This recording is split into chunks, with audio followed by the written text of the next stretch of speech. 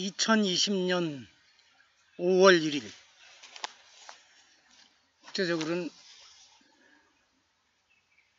메이데이라고 해서 전세계 노동자들의 특별한 날이죠. 아직 우리나라에서는 노동절이라는 말보다는 공식적으로 근로자의 말을 쓰고 있습니다. 어제가 본래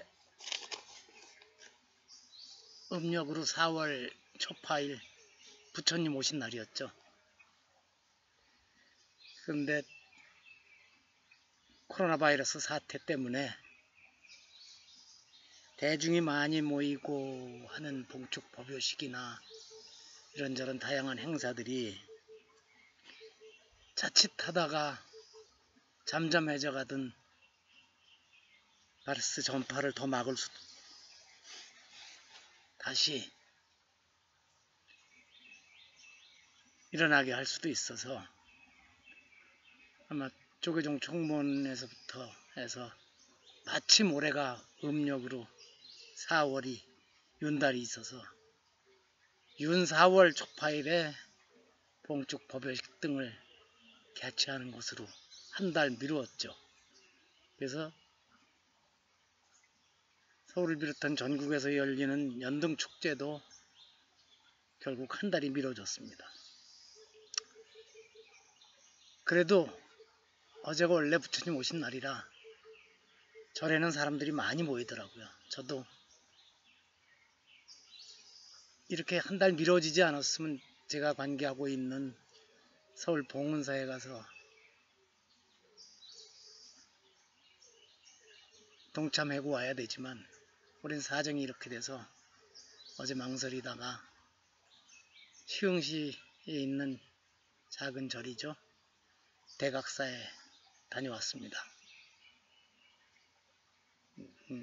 떠나간 아내가 원래 저하고 인연있던 대각사 주지 원돈 스님을 뵙고 편안하게 여기서 그곳에 어린이 도서관 책도 기증하고 컴퓨터도 기증해드리고 또 그 대각사와 무슨 관계를 이렇게 뗄 수 없는 송암보육원의 학생들을 도와주는 일도 몇 년간 열심히 했었습니다. 스님께서도 서울에 포살법회 등이 있어서 조계사에 나올 일 있으시면 꼭 가게 들려서 이야기 나누고 전화보살하고 같이 가서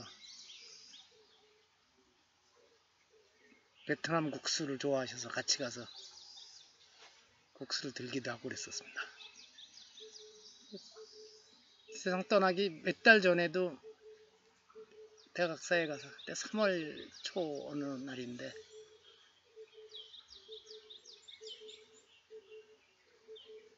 자기 어머니 아버지 천도제를 좀 지내드리고 싶다고 해서 그 아픈 몸에 가서 다녀온 적이 있습니다. 혹 이제 아버지 어머니를 위한 제사도 더 이상 못 지내겠구나 하는 그런 생각에 천도제를 지내드리러 가지 않았었을까 하는 생각을 해봅니다. 그러면서 혹시 자기가 떠나게 되면 제사도 그쪽에서 대각사에서 지내주고 위패도 거기다 모셔달라 그래서 제가 그렇게 했습니다. 하여튼 그런 인연이 있는데 49제를 마친 뒤에 한 번인가 두 번밖에 못 다녀왔습니다. 특히 작년 3월 말에 서울 생활을 정리하고 이곳 방호제로 완전히 내려오니까 여기서 대각사까지는 거리가 그렇게 먼 길은 아닌데도 길이 아주 많은 구간이라 여관에서 엄두를 못 내고 있었습니다. 어제 큰맘 먹고 가서 아내를 위한 영가등 하나 접수하고 잠깐 스님과 이야기 나누고 또 마침 옛날에 금강정사 같이 다니던 법우들을 몇 명 만나서 또 옛 추억 얘기도 나누다 왔습니다. 오는 길은 어찌나 막히는지 4시간 가까이 걸렸습니다. 그래서 와서 생각을 했습니다. 맞아. 합리적으로만 생각을 하면은 전화 드려서 이렇게 영가등 하나 접수해 주세요. 구자로 입금해 드리겠습니다. 이러면 합리적인데 이게 세상이 이성으로만 되는 게 아니죠. 감성이 있죠. 떠나간 아내와 각별하게, 저도 그렇습니다만 아내가 각별하게 여기던 곳이고 뷔페도 모셔져 있는데 그래도 가서 삼배 드리고 직접 가서 등접수도 하는 것이 가슴에 땡기는 일입니다. 머리가 땡기는 일, 머리에서 시키는 일보단. 그래서 어제 하루는 거의 그렇게 보냈습니다. 아침에 이 영상 편지해서 유튜브에 올린 뒤에 정리하고 나갔었으니까요. 낮 동안에는 책을 하나도 읽지 못하고 저녁에는 조격하면서 그래도 염상섭의 소설, 장편소설 3대를 읽기 시작했는데 50몇 쪽인가까지 읽는 사이에도 제가 모르는 우리말이 꽤 여럿이 나오더라고요. 그래서 책 읽는 속도가 늦더라도 잘 모르는 우리 낱말이 나오면 사전을 찾아보면서 읽고 있습니다. 그래서 그것을 바로 제 블로그와 페이스북 등에 올려놓고 있습니다. 근데 한쪽 넘어가면 또 잊어버려요. 무슨 이게 그 단어가 다시 나오면 또 이게 무슨 말인지 합니다. 영어도 그렇고 우리말도 그렇고. 근데 그 시절에 이렇게 많이 쓰이던 우리 말들이 지금은 많이 사라졌구나. 요즘 소설가들의 경우에는 영어 단어나 가끔 프랑스어도 등장하고 뭐 이러지만 이런 우리 고유한 낱말은 거의 쓰지 않는 것 같아서 하긴 뭐 그게 세상의 변화이고 언어도 성주 계공의 법칙을 따르게 되어 있으니까요. 생겨났다가 통용되다가 또 점점 그 쓰임새가 약해지다가 결국은 사라져 버리는 것이 언어 또한 어쩔 수 없는 운명이니까 그러려니 합니다만 우리는 좀 또 다르죠. 자연스럽지가 않죠. 하여튼 그런저런 생각을 했습니다. 그리고 들어오면서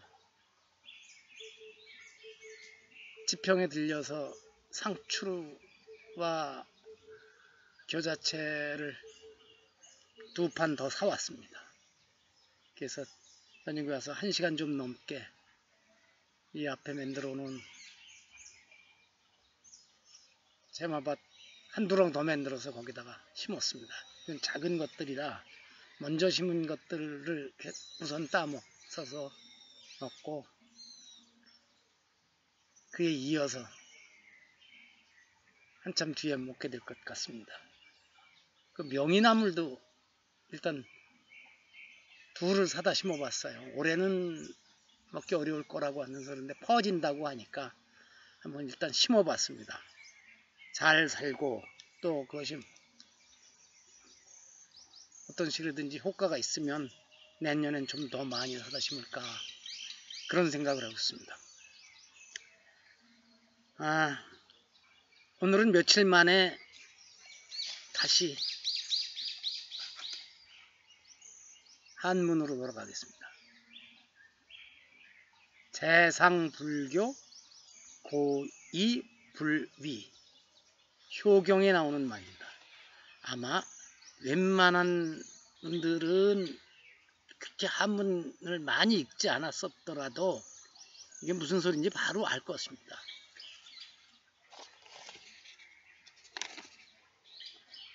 재 있을 제자죠. 이것도 여기서는 동그랍니다. 재상 어디에 있는 거예요? 윗자리에 있는데 이렇게 되죠. 불교, 교 많이 본 글자 아니겠습니까? 뭐죠? 교만하다는 뜻이죠. 윗자리에 있으면서도 교만하지 않으면, 여기 앞에 뭐 하지 않으면 하는 약이라는 글자가 안 들어갔어도 그렇게 읽으면 됩니다. 고이 불위, 고 높을 거. 근데 그냥 높다뿐만 아니라 높은 자리에 있어도 고이 불위, 위태롭지 않다.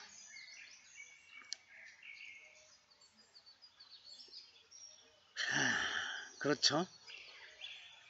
그래서 저는 2015년 6월 23일에 짧게 또 그렇게 달아놨더라고요. 이게 꼭 벼슬자리에 갔을 적에만 그러겠느냐. 종교계나 문화계에서 아니면 이런저런 시민단체를 포함해서 어떤 권력 있는 자리에 나아가서면 그때 교만하지 않으면 그가 더 높은 자리로 간다고 하더라도 위태로울 일이 없을 텐데, 사람인지라 자리가 조금만 더 올라가면 교만해질 가능성이 아주 높죠. 저는 다행인지 불행인지 높은 자리를 가보지 못해서 그런 교만을 부려볼 기회도 없었던 것 같습니다. 근데 모르죠. 주변 사람들 중엔. 그런데도 저보고 저는 못쓰겠어 소리 하는 사람이 있었을 수 있습니다. 고등학교 친구가 한번 그런 얘기를, 술 마시면서 그런 얘기를 하더라고요.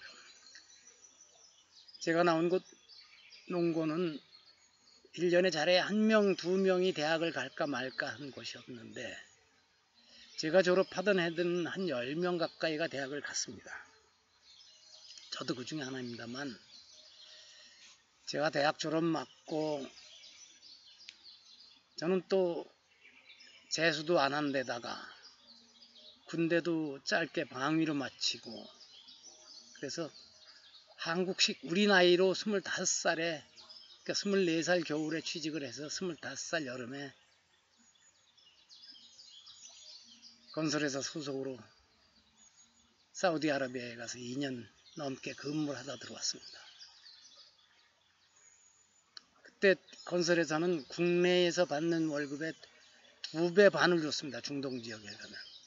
동남아에 가면 2.3배를 주고, 그러니까 건설회사가 다른 것보다 급여도 좀 높았고, 게다가 2.5배를 줬으니까, 또 현재가 있으면 돈 쓰는 것도 술값도 들어가는 것도 아니고 별로 없어서 가끔, 이제는 그럴 필요가 없지만 우리나라 전자산업이 발달해서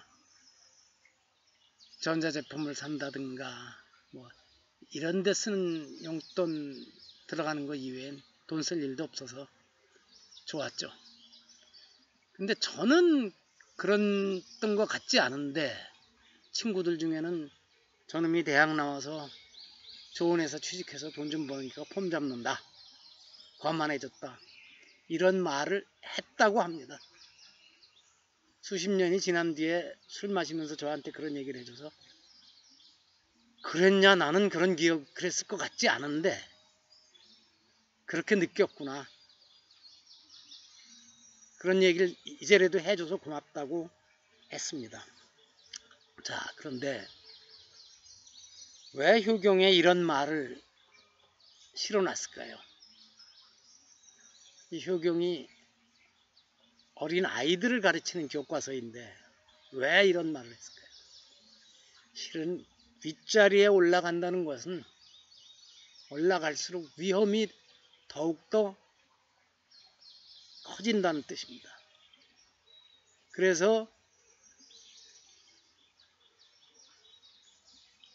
이런 비유가 될는지 모르겠지만, 자리에 올라가는 거가 산술급수적으로 직급이나 직책이 올라간다고 치면 위험 부담은 아마 기하급수적으로 커질 것이라고 봅니다.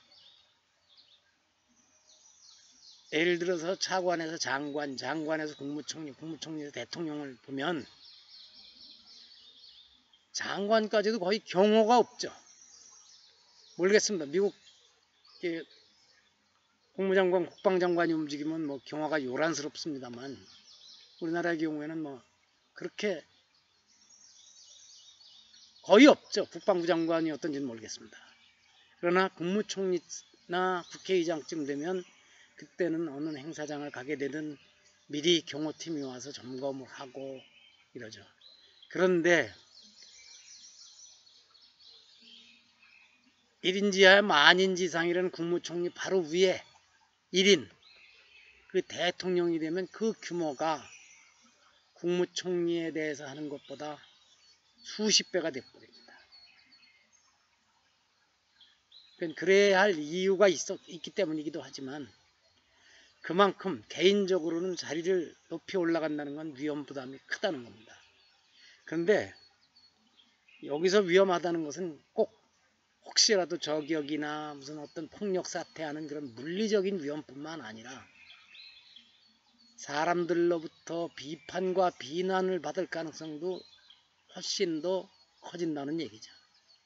그러니 윗자리에 올라가서 교만하지 않으면 사람들에게 비난, 비방을 받을 위험이 없게 된다는 뜻으로 저는 이해하고 있습니다. 근데 어렵죠.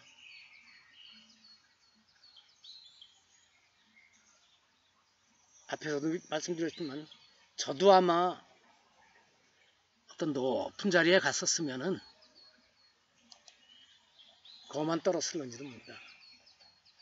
실제로 며칠 전에도 그 비슷한 말씀을 드렸는데 대학 교수 출신들이 대통령 선거나 이런 때에 어떤 식으로든지 이름 올리고 가서 도와주는 신용하고 어떤 지지자 명단에 이름 올려서 사진 찍고 이런 덕으로 장관이 되기도 하고 어떤 땐 국영기업체 사장이 되기도 하고 국책연구원장의 원장이 되는데 그 사람들 중에 상당수가 돈 문제도 일으키고 또 다른 구설 수도 있지만 교만해서 문제를 일으키는 경우도 아주 많습니다. 심지어는 몇 해 전엔